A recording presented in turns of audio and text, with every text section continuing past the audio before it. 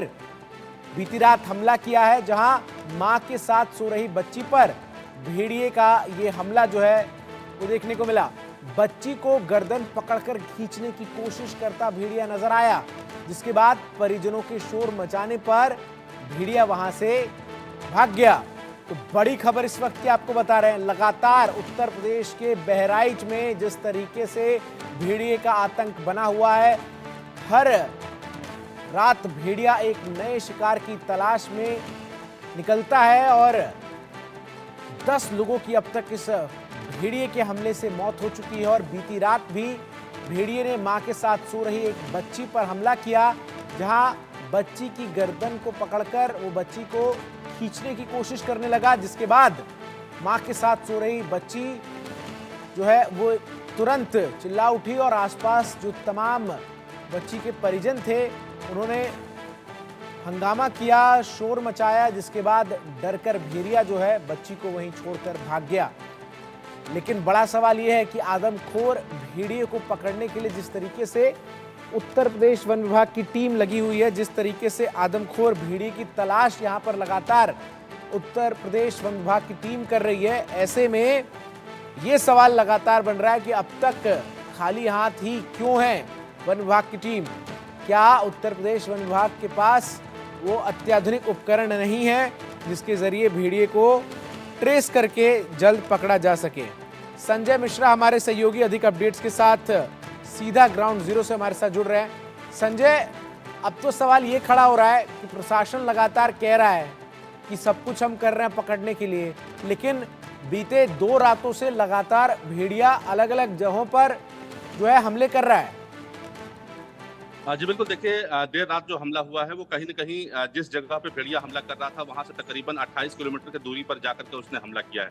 यानी कि साफ तौर पे ये कहा जा सकता है कि अब वो दूर-दूर जगह बदल रहा है और जिन जगहों पर पहले वो हमला किया था वहां अब वो हमले नहीं कर रहा है। यानी कि साफ तौर पे अभी कहा जा सकता है कि अब केवल 50 गाँव ही इस भेड़िए के आतंकित साए में नहीं थे, बल्कि अब लगातार गाँव और बढ़ते चले जा रहे हैं। ये मामला ताजा मामला थाना रामगांव के पड़ोहिया के गिरधरपुरवा का है, जहां पर अफसाना अपनी मां के साथ रात में सो रही थी। तकरीबन 2 बजे के करीब रात में भेड़िया आता है और धीरे से उसका गर्दन दबोचने का प्रयास करता है, लेकिन जैसे ही वो गर्दन पे वार करता है तत्काल तुरंत अफसाना चिल्ला उठती है और चिल्लाते ही मां उसकी जागती है और तत्काल घर में शोरगुल होता है। जैसे ही शोरगुल होता है भेड़िया वहां से फरार हो जाता है और फरार होने के बाद फिर इलाकाई विधायक वहां पहुंचते हैं, तत्काल उस बच्ची को इलाज के लिए अस्पताल भिजवाते हैं। लेकिन सिर्फ इतना ही नहीं है, जिस तरीके से अब ये कहीं न कहीं एक तरीके से एक मुसीबत बनता जा रहा है, एक तरीके से कहीं न कहीं ये आतंक का पर्याय बनता जा रहा है अलग-अलग गाँव के लिए, वो सबसे बड़ी बात कहने वाली होगी। हालांकि मुख्यमंत्री योगी आदित्यनाथ लगातार जो उच्च अधिकारी हैं, चाहे वो रेणु सिंह प्रमुख वन संरक्षक हों, इलाकाई विधायक सुरेश्वर सिंह हों या एडीजी केएस प्रताप हों, प्रमुख सचिव गृह संजय प्रसाद हों, ये सभी आपस में मिलजुल करके बातचीत करके नई रणनीति अपनाने का वो लोग प्रयास कर रहे हैं। और साफ तौर पर कल जैसे मुख्यमंत्री ने कहा कि जिन जगहों पे लाइट की व्यवस्था नहीं है वहां पर पेट्रोमैक्स की व्यवस्था की जाए, ताकि कम से कम उजाला दे करके भेड़िया गांव की तरफ ना बढ़े। लेकिन सबसे बड़ी बात यह है कि जिस तरीके से भेड़िया हर एक रात में एक बच्ची को निवाला बना रहा है, ये कहीं न कहीं चिंता का विषय बनता जा रहा है। ऐसे में अगर उस भेड़िए को जल्द से जल्द पिंजरे में कैद नहीं किया गया या उसको अगर मारा नहीं गया, तो निश्चित तौर पे जो गांव वाले हैं कहीं न कहीं वो कानून अपने हाथ में भी लेने पे मजबूर हो जाएंगे। वजह यह है कि अब गांव वाले आक्रोशित हो रहे हैं।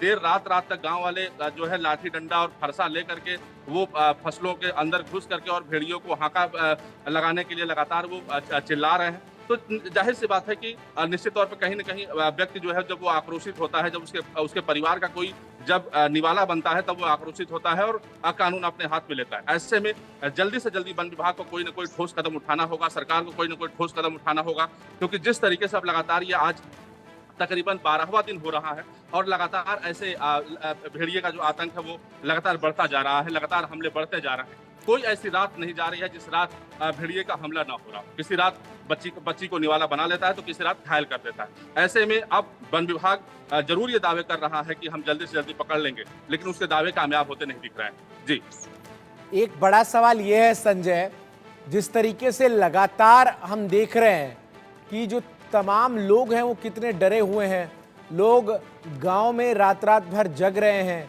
भेड़िए का हमला लगातार जारी है। सबसे बड़ी चुनौती, चूंकि आप ग्राउंड जीरो पर मौजूद हैं, सबसे बड़ी चुनौती क्या नजर आ रही है जिसके कारण ये जो भेड़िए हैं वो अभी भी पकड़ से बाहर हैं? देखिए, सबसे बड़ी चुनौती यहाँ की फसलें हैं।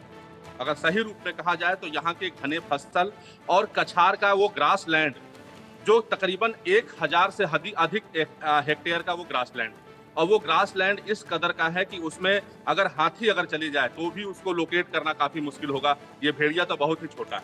हालांकि अच्छा। जो इंफ्रारेड ड्रोन है उससे जरूर इसको लोकेट किया जा रहा है, लेकिन चूंकि ये जयकालों के झुंड में जब जाता है तो वहां अधिकारियों को ये पता ही नहीं चलता है, जो ड्रोन एक्सपर्ट्स हैं उनको पता ही नहीं चलता है कि ये जयकाल है या ये भेड़िया है। तो यही एक वजह है कि मिनट संजय, यानी आप ये कह रहे हैं कि ये जो भेड़िए हैं इनके साथ जयकाल भी जो है वो भी ट्रेस किए गए हैं, और चूंकि अभी तक पकड़ने में वन विभाग की टीम इनको नाकाम रही है, तो इसमें बड़ी वजह ये है कि जयकाल को तो वो ट्रेस कर पा रहे हैं लेकिन उसमें भेड़िया कौन है इसको आइडेंटिफाई नहीं कर पा रहे हैं। बिल्कुल बिल्कुल, ये 100% सत्य मैं आपको बता रहा हूँ। हमने अपनी आंखों से देखा है कि जो एक्सपर्ट्स कल कोलकाता का आया हुआ है वो ड्रोन चलाता है, तो ड्रोन के अंदर तकरीबन 1 दर्जन से अधिक जयकाल दिखाई पड़ते हैं। अच्छा। लेकिन उसमें ये ट्रस्ट नहीं हो पाता है कि भेड़िया कौन सा है, क्योंकि जब इंफ्रारेड ड्रोन चलता है तो वो चूंकि केवल तरंगों से वो ये पता करता है कि नीचे कोई जानवर है या नहीं है। तो निश्चित तौर पर ऊपर से जब ड्रोन चलता है तो ये पता चल जाता है कि जानवर कोई है, लेकिन उसमें ये तलाश पाना कि वो जानवर कौन सा है ये किसी के बस की बात नहीं है। जैसे ही ड्रोन का सिस्टम चेंज किया जाता है तत्काल पता चलता है कि वो जयकाल है, और जब जयकाल को देखा जाता है तो टीम वहां से आगे बढ़ जाती है। फिर पता चलता है कि भेड़िया उन्हीं के झुंड में था और फिर वहां पे वापस देखा गया, फिर टीम वहां भाग करके जाती है। तो कहीं ना कहीं टीम के लिए सबसे बड़ी चुनौती वहां का जो ग्रास लैंड है, वहां का जो कछार है, वहां के जो गन्ने की खेती है, वहां की जो मकई की खेती है, यही कहीं ना कहीं भेड़िए को छुपाने में काफी कामयाब साबित हो रही है। और चूंकि वजह यह है कि किसानों की जमीन है, किसानों की खेती है, उसको बर्बाद नहीं किया जा सकता है। केवल एक किसान की जमीन नहीं है, ऐसे में हजारों किसान ऐसे हैं जिनकी जमीनें हैं, लिहाजा कोई ना कोई ठोस कदम उठाना होगा, या तो हेलीकॉप्टर शॉट करना पड़ेगा या फिर ये बड़ा सवाल है मेरा, और अगला भी यही मैं आपसे पूछने वाला था कि अब लगातार ड्रोन से तो मॉनिटरिंग की जा रही है, सफलता हाथ लगती हुई नजर नहीं आ रही है, और हर रात हमला जो है वो लगातार जारी है। ऐसे में अब वन विभाग, वहां पर जो तमाम आला अधिकारी मौजूद है, उनके पास क्या कोई प्लान बी है? क्योंकि आखिर कब तक तमाम जो गांव हैं जहां पर भेड़ियों का आतंक लगातार जारी है, वहां लोग जो है वो रात रात भर जगते रहेंगे और इस तरीके से खौफ के साए में जीते रहेंगे? बिल्कुल, देखिए, कल जिस तरीके से देर रात मुख्यमंत्री स्वयं इस पूरे मामले की मॉनिटरिंग कर रहे थे, जिसमें विधायक सुरेश्वर सिंह स्वयं थे, प्रमुख वन संरक्षक रेणु सिंह थी, संजय प्रसाद जी जो प्रमुख सचिव गृह हैं वो भी थे, एडीजी गोरखपुर भी थे। ये तकरीबन 1 दर्जन अधिकारियों के साथ पूरे मामले की वो समीक्षा कर रहे थे, और यही पूरी तरीके से प्लानिंग कर रहे थे कि आखिर में इस भेड़िए को कैसे पकड़ा जाए या कैसे मार गिराया जाए, क्योंकि भेड़िए को मार पाना भी काफी मुश्किल काम होगा, क्योंकि जब तक वो लोकेट नहीं होगा, जब तक वो मैदानी इलाकों में नहीं दिखाई पड़ेगा, तब तक उसको शायद मार पाना भी काफी मुश्किल होगा। यही वजह है कि लगातार वो ऐसे सुनसान जगहों का वो रुख कर रहा है, ऐसे घने जंगलों का रुख कर रहा है, ऐसे घने ग्रासलैंडों का रुख कर रहा है जहां पर उसको पकड़ पाना काफी मुश्किल है। और यही चुनौती कहीं न कहीं वन विभाग के सामने है। वन विभाग की टीम, अलग अलग एक्सपर्ट्स की जो टीमें हैं वो तरह तरह के ड्रोन उड़ा रही है। साइलेंट ड्रोन भी यहाँ पे आ चुका है, इंफ्रारेड ड्रोन भी यहाँ पे आ चुका है, और कई तरह के इक्विपमेंट यहाँ पे आए हुए हैं, लेकिन वो सारे इक्विपमेंट उस भेड़िए के चालाकी के आगे सब फेल होते नजर आ रहे हैं, क्योंकि भेड़िया लगातार छुप छुप करके वार कर रहा है, छुप छुप करके ग्रासलैंडों में रह रहा है। इसी वजह से वो लोकेट नहीं हो पा रहा है, उसकी लोकेशन ट्रेस नहीं हो पा रही, जिसकी वजह से वन विभाग के हाथ खाली। जी। और संजय, जिस तरीके से लोग इन तमाम इलाकों में रात भर जग रहे हैं, कहीं ना कहीं क्या आप ग्राउंड जीरो पर मौजूद हैं तो लोगों में क्या अब इस बात की नाराजगी नजर आ रही है कि लगातार भेड़िए के हमले जो है वो जारी हैं, लेकिन फिर भी जो टीम है वो पकड़ने में नाकाम अभी तक नजर आ रही है? देखिए, नाराजगी सिर्फ इस बात की है कि एक एक कितना चला जा रहा है, और भेड़िया जो है बच्चे को निवाला बनाता चला जा रहा है। ग्रामीणों को खुद नहीं पता है कि किसके बच्चे की बारी आने वाली है। इस वजह से ग्रामीण नाराज है कि उनको खुद नहीं पता है कि क्या मेरे बच्चे की बारी आज आने वाली है, क्योंकि भेड़िया जब तक खुले आसमान के नीचे घूम रहा है, ऐसे में वो कहना कतई मुश्किल होगा कि आखिर में कि वो किस घर में जाएगा, किस बच्चे को निवाला बनाएगा। और यही वजह है कि ग्रामीण के अंदर काफी आक्रोश देखा जा रहा है। ग्रामीण काफी परेशान है। वो खुद जैसे कल हमने देखा कि एक मस्जिद में अजान पढ़ी जा रही थी और उसके बाद दुआ मांगी जा रही थी। लोगों ने कहा कि इस भेड़िए से ऊपर वाला निजात दिला। यानी कि आप देखिए कि जब तंत्र फेल होने लगा है, जब सिस्टम फेल होने ये लगा भी है, एक बड़ी बात है संजय। हम तस्वीरें भी देख रहे थे, लगातार चाहे वो मस्जिदों में अजान हो या फिर पूजा पाठ हवन हो, ये सब कुछ का सहारा लेते हुए ग्रामीण अब नजर आ रहे हैं। जी, बिल्कुल, बिल्कुल, जो गाँव के लोग हैं, जो तमाम ऐसे लोग हैं, अब वो सीधे ईश्वर का रुख कर रहे हैं, यानी ऊपर वाले का रुख कर रहे हैं। कल जिस तरीके से हमारी बात हुई, तमाम ऐसे मुस्लिम समुदाय के लोग थे, उन्होंने कहा कि देखिए, चाहे हिंदू का बच्चा हो, मुसलमान का बच्चा हो, सिख का बच्चा हो या ईसाई का बच्चा हो, बच्चा मासूम होता है और बच्चा भगवान होता है। जिस तरीके से भेड़िया उठा रहा है, एक माँ के कलेजे के टुकड़े को जब वो उठा ले जाता है, तो सोचिए उस माँ के कलेजे के टुकड़े पे क्या बीतती होगी, जिस माँ ने 9 महीने उस बच्चे को अपने पेट में रखा होगा और अपने पास उसको सुलाया होगा। यानी कि आप सोच सकते हैं कि कितनी वो भयावह वो स्थिति रहती होगी जब एक माँ के पास से उसका बच्चा बिछड़ जाता होगा और वो थोड़ी देर में वो भेड़िए का निवाला बन जाता होगा। ऐसे में गांव के आक्रोश उनके अंदर पनपने लगा है, आक्रोशित होने लगे हैं। अगर जल्द ही ठोस कदम अगर वन विभाग अगर नहीं उठाता है तो निश्चित तौर पर स्थिति बद से बदतर होने लगेगी। लगातार जो गाँव है, गाँव के लोग हैं, वो कहीं ना कहीं कानून अपने हाथ में लेते नजर आएंगे, क्योंकि अगर भेड़िया लगातार परेशान करेगा तो निश्चित तौर पर गाँव के लोग लाठी डंडा लेकर के चल रहे हैं। और ये उम्मीद की जा रही है कि अगर गाँव के लोगों से अगर भेड़िए का अगर सामना होता है तो निश्चित तौर पर हो सकता है कि गाँव के लोगों को कानून अपने हाथ में लेना पड़े। इसके पहले गांव के लोग चाहते हैं कि जल्द से जल्द नहीं तो संजय, अभी जो स्थिति नजर आ रही है और जिस तरीके से वन विभाग की टीम लगातार कोशिश कर रही है लेकिन फिर भी सफलता हाथ नहीं लग रही, तो विकल्प तो अब यही नजर आ रहा है कि भेड़िए को देखते ही गोली मारने जैसा कोई आदेश जो है वन विभाग को भी जल्द ही जो है वो दे दिया जाए। बिल्कुल आप सही कह रहे हैं। देखिए, ऐसा है कि गहनता से विचार इसी पर किया जा रहा है कि अगर यह भेड़िया आज से कल भर में नहीं पकड़ा गया तो निश्चित तौर पे शासन यानी उत्तर प्रदेश शासन की तरफ से जरूर ये आदेश जारी किया जाएगा कि भेड़िए को देखते ही गोली मार दी जाए, क्योंकि अब कोई रास्ता सरकार के पास नहीं है, कोई रास्ता जो वन विभाग है उनके पास नहीं है, क्योंकि लगातार रास्ता तलाशते तलाशते आज 12 दिन बीत गया है लेकिन भेड़िया अभी भी पकड़ से दूर है। इस वजह से अब लोग जो है वो आक्रोशित होने लगे हैं और धीरे धीरे गाँव की संख्या बढ़ने लगी है। अब ऐसे में अगर सरकार अगर तत्काल अगर शूट एंड साइड का आदेश नहीं देती है तो निश्चित तौर पर कहीं न कहीं गाँव के लोग आक्रोशित होंगे और उग्र हो जाने के बाद शायद सरकार को भी संभालना मुश्किल पड़ेगा। जी, ये बड़ा है सवाल। और जिस तरीके से संजय, एक और अहम बात, चूंकि कई कहानियां भी अब जो है वो सोशल मीडिया समेत तमाम जगहों पर वायरल होती हुई नजर आ रही है। इसमें कहानियां कि बहराइच और उसके आसपास के गांव वाले ने एक भेड़िए के बच्चे को जो है मार दिया। क्या इन बातों में भी कोई सच्चाई है?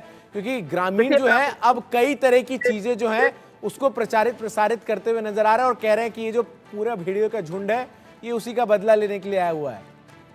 देखिए, मैं आपको बताऊं कि ये केवल एक भ्रम की स्थिति फैलाई जा रही है, क्योंकि सबसे बड़ी बात यह है कि एक सियार का बच्चा मरा था, ये बिल्कुल सत्य बात है, लेकिन वो तकरीबन 9 महीने पहले मरा था। अच्छा। छोटा बच्चा था, खेत से निकला था, जुताई हो रही थी, गांव के लोगों को कि सियार का बच्चा था और वो ट्रैक्टर नीचे आकर के उसकी मौत हो गई थी। लेकिन सबसे बड़ी बात यह है कि सियार का बच्चा अगर मरता है और भेड़िया अगर बदला लेता है तो शायद ये मुमकिन बात नहीं होगी, क्योंकि वजह कि मांद से निकलने के बाद भेड़िए को जब भोजन नहीं मिला और कहीं न कहीं नदी से बहने के बाद जब उसको इंसानी मांस मिला तो वो इंसानी मांस में जब नमक मिलता है तो निश्चित तौर पे उसका जो वो भेड़िया जो है वो नरभक्षी हो जाता है, मैन ईटर हो जाता है। और यही वजह है कि अब वो भेड़िया सीधे जानवरों का शिकार न करके सीधे वो इंसानी शिकार कर रहा। और लगातार मामले भी जो है वो किस तरीके से बढ़ रहे हैं भेड़िए के हमले के, वो तो हम देख ही रहे हैं संजय। और ग्रामीण भी इस पूरे भेड़िए के हमलों से इतने दहशत में हैं। लेकिन अब चूंकि सबसे ज़्यादा हमले बच्चों पर किए गए हैं और एहतियात के तौर पर क्या कुछ वहाँ पर ग्रामीण जो है वो कर रहे हैं, ये ज़रा बताइए। क्योंकि हमने देखा कि तकरीबन 10 लोगों में जिनकी मौत हुई है उसमें अधिकांश बच्चे जो हैं वो शामिल हैं। कल भी जो हमला किया भेड़िया ने उसने एक बच्ची पर ही किया है। आखिर गनीमत ये रही कि बच्ची जो है वो सुरक्षित रही, केवल कुछ खरोचे जो है और चोट जो है वो आई। देखिए, अगर मैं बात करूं अगर गांव के लोगों की, तो गांव के लोग साफ तौर पे अपने घरों को बचाने के लिए, अपने बच्चों को बचाने के लिए, अपने परिवार को बचाने के लिए, अपने गांव के लोगों को बचाने के लिए अब वो लाठी, भाला, बर्छी सब लेकर के रात भर घूम रहे हैं और थाली और ताली बजाने के साथ में जागते रहो का हाका दे रहे हैं। पूरी रात भर गांव के लोग जाग रहे हैं, उनके आंखों से नींद कोसों दूर है और यही वजह है कि गांव के लोग अब आक्रोशित हो रहे हैं, क्योंकि तकरीबन आज 12 दिन हो गया, धीरे धीरे आधा महीना बीतने को जा रहा है। उनकी आंखों से नींद काफी दूर है, वो सो नहीं पा रहे हैं। पूरे दिन भर वो अपने बच्चों को बचा रहे हैं, पूरी रात भर अपने बच्चों को बचा रहे हैं, ना वो अपना काम कर पा रहे हैं, ना ही किसी भी व्यवस्था को वो सही तरीके से कर पा रहे हैं। यही वजह है कि गांव के लोगों के अंदर काफी आक्रोश देखा जा रहा है